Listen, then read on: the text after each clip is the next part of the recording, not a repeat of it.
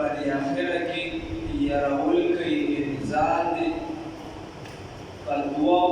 دا دوو قومونو په یاد سره د هغې دا واقعه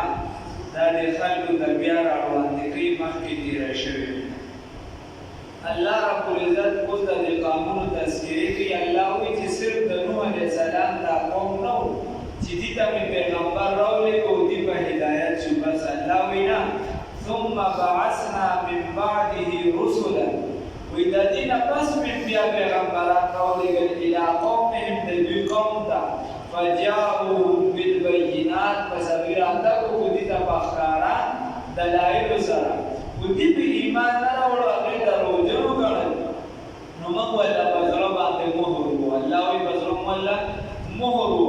د ایمان دپاره د مسلمانۍ دپاره درې خبرې ضروري دي د ایمان دپاره او د مسلمانۍ دپاره درې خبرې دا ضروري دي یوه خبره چې دا انابت دی څه شی دی انابت دی چې ستا توجه دا د الله جانب ته پیدا شي د چا جانب ته ستا توجه د الله جانب ته پیدا شي او ته د الله رب العزت طرف ته روان شو یوه خبره د ایمان دپاره انابت دی څه شی دی انابت الله رب العزت قرآن کې واتبع سبیل من اناب الیه وایي ته د هغه چا لار راټینګ کړه چا چې زما طرف ته توجه کړې ده څوک چې زما طرف ته را روان دي چا چې زما دین خپل کړی توجه زما طرف ته دویم نمبر د ایمان لپاره هدایت ضروري دی هدایت چې کله ته د الله جانب ته متوجه شي نو د الله هدایت ستا طرف ته متوجه شي ته په سمه لار شي بیا د دغه هدایت او انعامت چې تا ته حاصل شي نو په دې باندې بیا چې ته همیشوالي وکړې استقامت په اختیار کړې نو دا ایمان دې ته بیا څه ویلی شي دې ته بیا ایمان ویلی شي او د دې په مقابله کې د کفر دپاره درې خبرې د کفر دپاره درې خبرې یو چې دی هغه جهالت دی یو جهالت دی سړی د الله د ذات نه ناواقف وي واحد دا شریک یې نه مني بله شریکان یې ورله ګرځولي پیغمبر نه پېژني د پیغمبر متعلق نور څه وي نو دې په دې جهل کې لګیا او کافر دویم نمبر چې کله جهالت باندې سړی مداومت کوي همیشوالي پرې کوي نو دا ضلالت شي دا ګمراهي شي دا څه شي ګمراهي شي دی بیا ګمراه شي او چې په ګمراهۍ باندې په تواتر سره لګیا نو الله رب العزت ورته په زړه باندې مهر ووایي دا د کفر دا کافر شي بیا چې دی نو دې ته توجه نه یعنی چې دی په دې خپل کفر باندې مضبوط شي په هغې باندې متواتر لګیا همیشه الله ورته په زړه مهر ثم بعثنا بیا من راولېږو من بعده رستو د دیونه رسلا پیغمبران الی قومهم د دوی قوم ته فجاءوهم بس هغې راتګ وکړو دوی ته بالبینات په دلایلو ښکارو سره فما کانو بس نو دي لیؤمنو چې ایمان یې راوړوي بما په هغه څه باندې کذبو چې دي تکذیب کړي به په هغې سره من قبل وړاندې د دیونه چې پیغمبر ولا راغی دي وړاندې نه د هغه تکذیب کړي نو دوی په ایمان سره وړو کذلک هم دکه شان نطبع مهرونه والدي مهر والدي علی قلوب المعتدین په زړونو د سرکشي کوونکو په زړونو د زیاتي کوونکو د حد نه تېرېدونکو څوک چې د حد نه تېرېږي الله یې په زړه ولا مهر والدي الله اندوسه ثم بعثنا بیا من راولېږو من بعدهم وروستو د دویونه جمع استعمال کړه موسی علیه السلام و هارون علیه السلام الی فرعون ته وملئه او ډلې د ده ته بآیاتنا په آیاتونو زموږ سره فاستکبروا بس دي ځان لوی وګڼو وکانو او د فرعونیان قوما مجرمین قوم مجرمان دا قوم مجرمون فرعونیان چې دا قوم مجرمون الله رب العزت وایي دي ته بیا موږ هارون علیه السلام او موسی علیه السلام هارون علیه السلام د موسی علیه السلام ویل په پیغمبري په اعتبار سره بیا لویه مرتبه چې هغه د موسی علیه السلام تلک الرسل فضلنا بعضهم على بعض. نو الله رب العزت وایي چې ما بیا موسی علیه السلام او هارون علیه السلام راولېږم فرعون ته او د ده ډلې ته. واقعه مخکې تېره شوې په تفسیر مې ویلې او دوی ورته زما آیاتونو سره راغلل خو دوی څه وکړل دوی د هغې په مقابله کې فاستکبروا بس دوی ځان لوی وګڼل وکانو قوم مجرمین او دا قوم مجرمان خبره دا ده چې ته ماته زده کړې ته کېناستې او ته وایې چې نه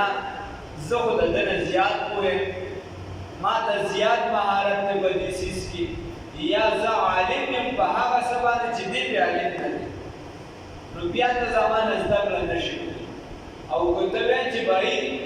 ما ته به چې دی ډېرې خبرې دې ځای کې نه یادې زه په هغې باندې ځان پوهوم نو بیا به ته زده کړه کولی شي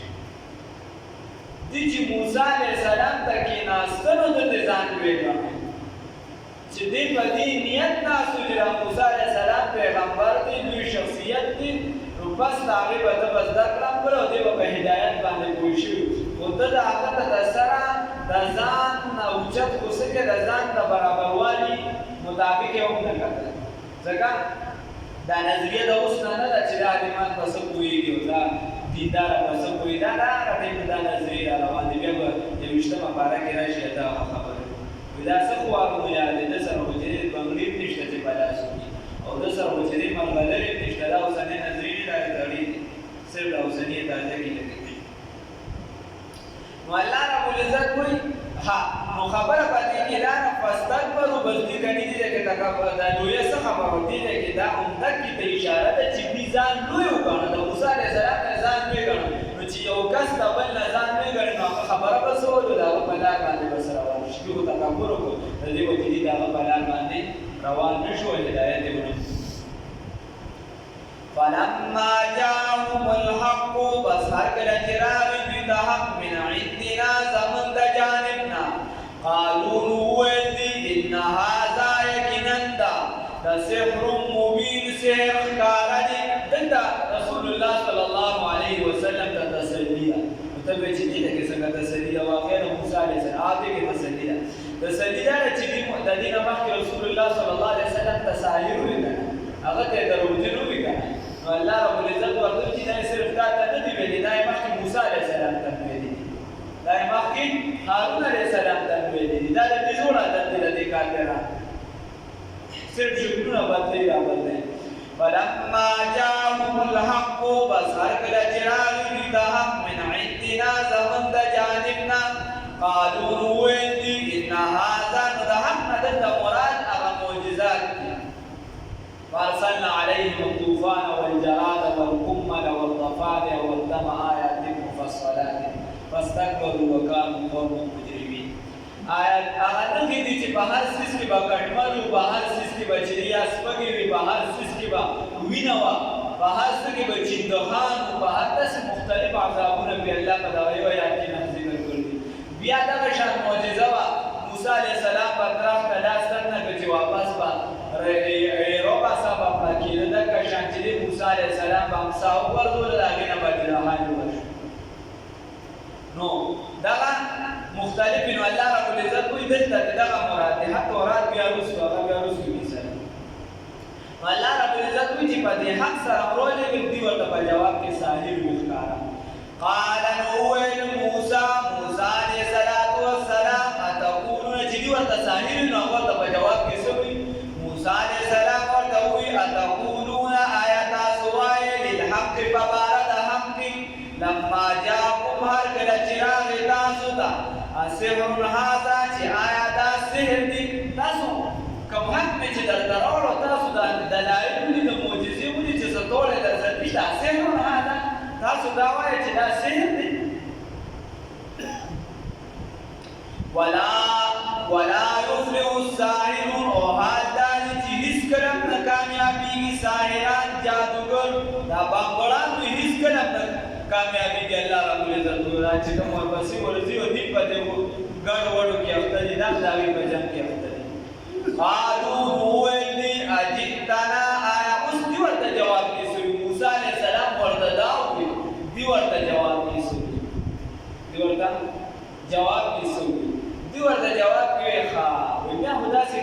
اجئتنا لتلفتنا عما وجدنا عليه آبانا وی بیا خو ته نه دې لپاره راغلی چې په موږ باندې هغه رواج ختم کړي که نه چې موږ به د مړي پسې الوا پخوله نو هغه راباندې اوس باندې دا خو به لمانیان پخوله وی ته راباندې اوس هغه باندې او ته راته سره چې تختې الوا مه پخوه ولې زمانیا نه پوهېدسې زماني که نه پوهېدسې الله دې معلوم کړي نو دې ورته وایي دا رواج د چا نه وباسل دا ډېر ګران کار دا په دې هټ کې ورته نه شي چې کوم صحیح خبر دی راټینګېږي که نه دا اوسني کشران دي ځینې پکې غم خالي نه کوي دې دوی ته دې ووایه که نه چې دا ټول خلک چې د قبر له دې ته ولې نه ځي که نه سوله ولې نه ځي دوی ته دې ووایه ټول خلک چې دی قبر کوي نو تا جامې چې دي سرې کړې چولې ته ناست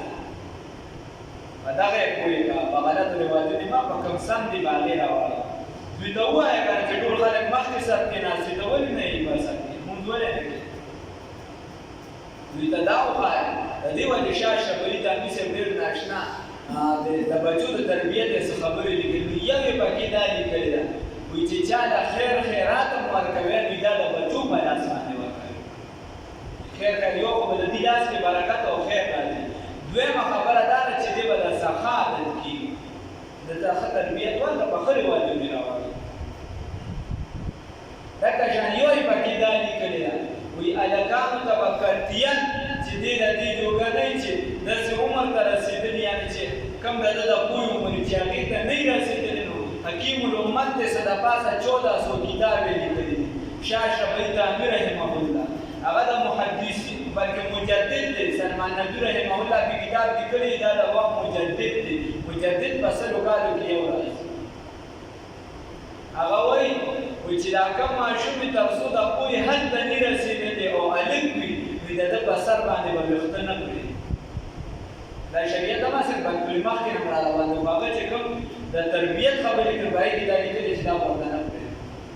د ده مدافعت قوت نشته دې به څنګه بیا خبرې د دوستو سره او بیا چې کومه وایي ماشومه ده جینۍ ده هغه چې د خوب به د عمر ته نه ده رسېدلې تر هغې به هغې ته کالي مالي دا ډېر مه ورچوه او دکه چند قیمتي جامو باندې ما درته واغوي ځکه د دې عادت خراب کړي 500 پورې د هغې لیکلي بیا به کار به یې څنګه شروع کړې په ډک ګزار نه هغې ډېرې ښکلې ښکلې طریقې ښودي ډک عادت نشته په طریقه باندې کار موږ بل ته ډېره ښکلې ګوته نیسو خپل لاندې قالوا نو ویل دي اجئت په خدای کې خپل لاندې خپل دی قرآن پاک نن راته یو کس درته چې باندې په غاړه ناست وي مولانا ستاسو له طرف نه یو کس راغلی د سحر او د جادو خبرې راته کولې په ایمان په دې الفاظو راته او بیا دا وایي ما دې چې څه نشته منډه خپل کار کوي خو لرې ځای ته لکه نږدې ځای ته خلک نه ځي داسې لرې ځای ته ځو نه خبرې بلانکې راغلی ده الله دې خلک څه کوي هلکه الله م پوهېږه مونځ او دس نه درځي په واجباتو نه پوهېږي په فرایضو یو کس نه پوهېږي د خپل کور په معاملاتو نه پوهېږي الله دې باندې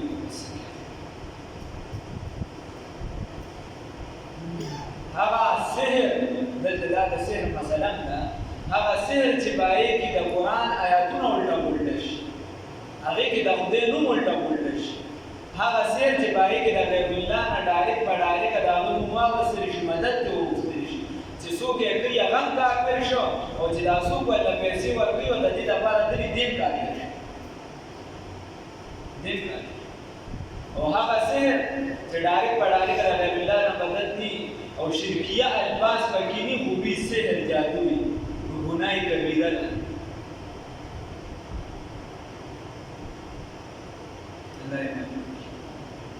او دا چې ته دا وایې چې ما سحر وکړو دا کار وکړي سحر چې دی دا په ټولو کې کمزوري سبب دی دا مسله مې یاده کړه ته دا وایې چې ما سحر وکړو هغې ډارې کار وکړو دا په مزه جوړ نیسي که هغه ته خدای شته صورت مضافې مدثر درته ورکړه ته چې په زرګونو په لکونو د روپۍ ورکړي که ستا دومره سحر هم پرې کار دا خو زمونږ کمزوري ده چې مونږ قرآن ته نه هغه د اخري سورتون د زور او ختشته کوي په سحر کار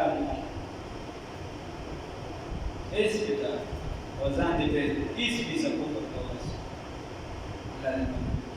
دا نه خبره ازه دې هم څه